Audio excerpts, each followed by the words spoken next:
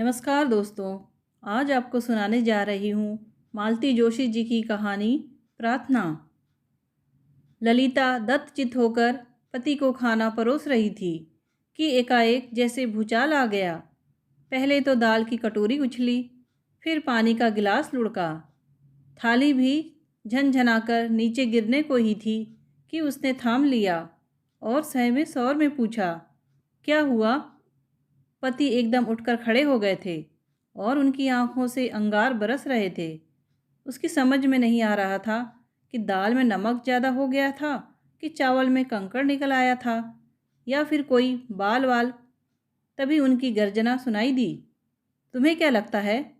खाना खिलाकर मुझ पर बहुत एहसान कर रही हो तुम? मैंने क्या किया है? आईने में शक्ल देखो अपनी, तब पता चलेगा।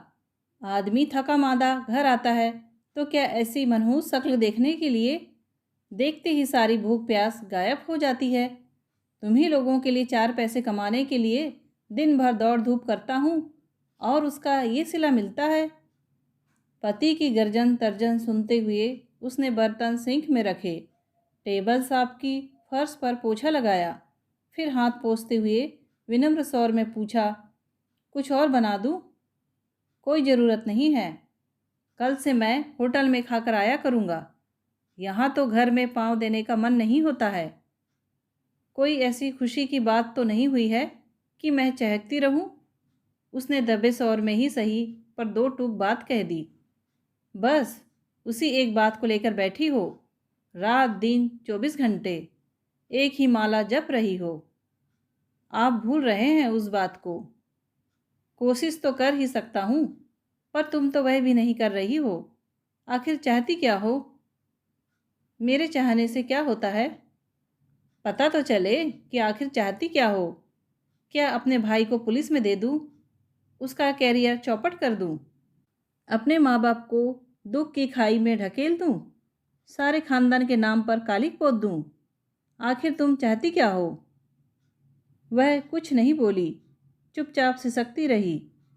उसके इस तरह रोने से गिरिजा शंकर का पारा और चढ़ गया। और मान लो मेरे भाई को फांसी हो जाएगी तो उससे क्या तुम्हारी बिटिया फिर से पवित्र हो जाएगी? पति की बात कान में पड़ते ही ललिता का निशब्द रुदन एकाएक थम गया। वह तनकर खड़ी हो गई और उसने तड़प कर कहा, आपने अभी क्या कहा? जरा फिर से कहिए। क्यों? तुम्हारे दिमाग के साथ साथ तुम्हारे कान भी सुन्न हो गए हैं क्या? ना मेरा दिमाग सुन्न हुआ है, ना मेरे कान सुन्न हुए हैं। मैं सिर्फ आपकी बात दोबारा सुनना चाहती हूँ। गिरिजा शंकर थोड़े सकपकाए, पर पत्नी के सामने अपना संकोच जाहिर नहीं करना चाहते थे। इसीलिए बोले, अगर मेरे भाई को काल कोठरी हो जाएगी तो तुम्हारी बेटी का पवित्र फिर से लौट आएगा क्या? मतलब आप ये मानते हैं कि मेरी बेटी अपवित्र हो गई है? अब वह नन्ही सी जान अपने तन मन पर घाव लिए गुमसुम सी कोठरी में बंद है। उसे डॉक्टर के पास जाने तक की इजाज़त नहीं है। और जिसने उसकी पवित्रता भंग की है, चाचा भतीजे के रिश्ते को कलंकित किया है, वह पाक साफ हो निर्द्वंद घूम रहा है। अपने अन किए अपराध की सज़ा मेरी बेटी भुगत रही है, जिंदगी भर भुगतेगी। और वह, उसे भी पछतावा है, घोर पछतावा है। यह मत सोचो कि उसे सज़ा नहीं मिली है। जूतों से पीटा है उसे मैंने, मार मार कर अधमरा कर दिया था। इंजीनियर लड़का चुपचाप पीटता रहा, कान पकड़कर माफ़ी मांगता रहा। अब हो तो गई है गलती, लड़कपन में हो जाती है कई बार, पर उसके लिए उसकी ज़िंदगी तो तबाह नहीं कर सकता ना मैं। ज़िंदगी तो मेरी बेटी की तबाह हुई है और उस पर सितम यह कि हम किसी से कुछ कह भी नहीं सकते, डॉक्टर के पास भी नहीं जा सकते। खबरदार जो डॉक्टर का नाम लिया, यह बात अगर घर से बाहर गई तो माँ बेटी दोनों को मैं जिंदा गाड़ दूंगा, याद रखो। ललिता फटी फटी आंखों से पति को देखती रह गई। उसे विश्वास नहीं हो रहा था कि वह वही व्यक्ति है जो कभी उस पर जान छिड़कता था, जिसने अनन्या को अपने हाथों में झुलाया था। कुछ देर के लिए कमरे में सन्नाटा छा गया। उस सन्नाटे में कहीं से दबी घुटी सिसकियों की आवाज़ सुनाई दी। ललिता दौड़कर भीतर गई। बिस्तर पर औंधे मुंह पड़ी अनन्या रो रही थी। माँ को देखते ही उससे लिपट गई। ऐसे कांप रही थी जैसे उसने कोई बुरा सपना देखा हो। गिरिजा शंकर कब दरवाजे पर आकर खड़े हो गए, उन दोनों को पता ही नहीं चला। वे दहाड़े, ये लड़की दिन रात तुम्हारे सर पर सवार रहती है, इसलिए तुम्हारा दिमाग कुंद होता जा रहा है। इसे कल से स्कूल भेजो। स्कूल? हाँ, परीक्षा नज़दीक आ रही है। कितने दिन घर में बिठा कर रखोगी? अन्नू, तुम कल से स्कूल जाओगी, समझी? तुम स्कूल नहीं गई तो मैं तुम्हारी मम्मी को गोली मार दूंगा। भयभीत हिरणी की तरह अनन्या ने पिता की ओर देखा और फिर माँ की छाती में दुबक गई। रात भर माँ बेटी इसी तरह एक दूसरे से लिपटी रही। अनन्या बार बार कह रही थी, मम्मी, पापा से झगड़ा मत करो, वे तुम्हें गोली मार देंगे। फिर हम अकेले रह जाएंगे तो चाचा फिर। मम्मी, चाचा से डर लगता है। बेचारी लड़की, वह डर अब भी उसके मन में समाया हुआ है, शायद जिंदगी भर रहेगा। रात आंखों में ही कटी थी। सुबह थोड़ी झपकी लगी थी तो उठने में देर हो गई।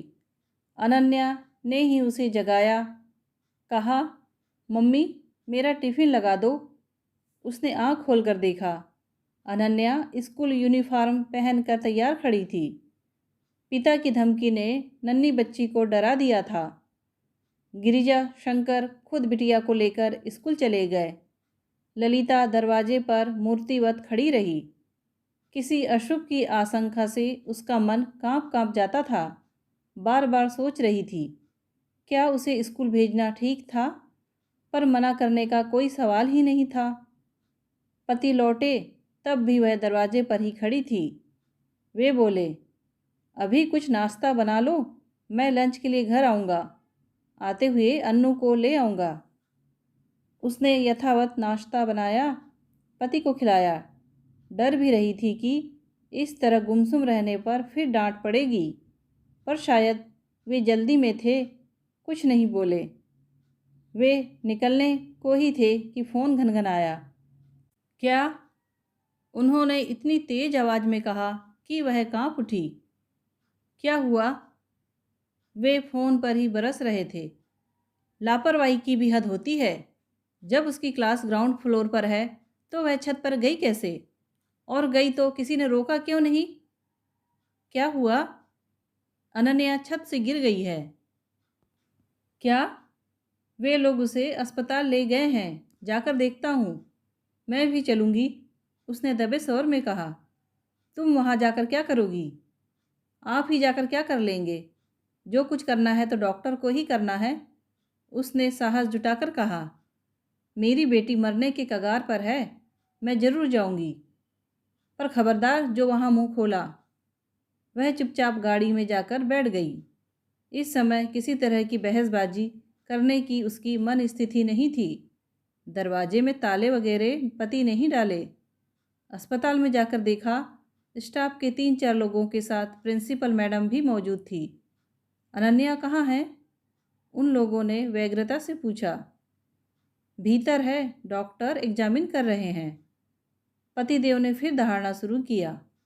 आप इस तरह देखभाल करते हैं बच्चों की? वह छत पर गई और किसी को पता भी नहीं चला। इतनी मोटी फीस लेते हैं और धेले भर की सिक्योरिटी नहीं है। अगर मेरी बेटी को कुछ हो गया तो मैं पूरे स्कूल प्रशासन को कोर्ट में खींचूंगा। कह देता हूँ, ईंट से ईंट बजा दूंगा। उत्तेजना में उनके शब्द उल्टे सीधे निकल रहे थे। जब वे कुछ पल सांस लेने के लिए रुके तो प्रिंसिपल मैडम बोली, आप बोल चुके, अब यह सुनिए। उन्होंने मोबाइल ऑन किया। अनन्या, तुम छत पर क्यों गई थी? मरने के लिए। मरने के लिए? क्यों? पापा मम्मी को गोली मार देंगे, मम्मी मर जाएगी। चाचा फिर? चाचा से डर लगता है। गिरजा शंकर ने मोबाइल छीनने की कोशिश की, पर प्रिंसिपल सावधान थी। उन्होंने उसे तुरंत पर्स के हवाले कर दिया। आपको शर्म नहीं आई? उस मासूम बच्चे की बात रिकॉर्ड करते हुए। कभी कभी अनचाहा काम भी करना पड़ता है। 15 साल से इस पद पर हूँ। आप जैसे अभिभावकों से आए दिन पाला पड़ता रहता है। अपने बचाव के लिए कुछ न कुछ करना ही पड़ता है। आप जैसे संभ्रांत घरों में क्या क्या। पहले इसे संभालिए। सबका ध्यान एकदम ललिता की ओर गया। उसकी पुतलियाँ उलट गई थी।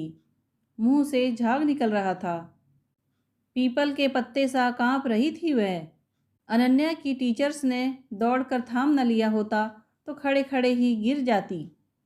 पिछले 15 दिनों से असह्य मानसिक यंत्रणा झेल रही थी। वह बेटी के तन मन की पीड़ा को मन ही मन भोग रही थी। पति के आवेग के कारण ओट सिलकर सब कुछ सह रही थी, पर आज के हादसे ने उसकी सहन शक्ति को तार तार कर दिया था। उसके बेहोश होते ही एक हंगामा बरपा हो गया। तुरंत ही स्ट्रेचर मंगाया गया। गिरजा शंकर 4-5 कदम उसके साथ साथ गए। कहना चाह रहे थे, प्लीज कुछ बोलना मत, पर फिर सोचा अब छुपाने को रहा ही क्या है। बच्ची ने सब कुछ तो उगल दिया। हताश होकर वे लौट आए। बरामदे में पड़ी बेंच पर बैठकर दीवार से सिर टिका लिया और आंखें मूंद ली। मन में जैसे एक अंधड़ चल रहा था। दिमाग पर कोई हथौड़े चला रहा था। सर, एक मीठी सी आवाज़ कानों में पड़ी। आंखें खोलकर देखा। अनन्या की क्लास टीचर मिसेस थॉमस सामने खड़ी थी। डोंट वरी सर, अनन्या ज़रूर अच्छी हो जाएगी। हम सब मिलकर उसके लिए दुआ कर रहे हैं। थैंक्स, उन्होंने घुटी सी आवाज़ में कहा। आप भी दुआ कीजिए सर।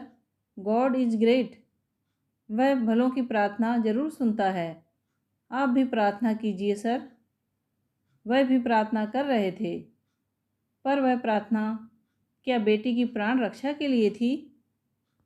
दोस्तों, कहानी पसंद आई हो तो प्लीज़ लाइक, शेयर और सब्सक्राइब ज़रूर कीजिए। कहानी सुनने के लिए आपका धन्यवाद।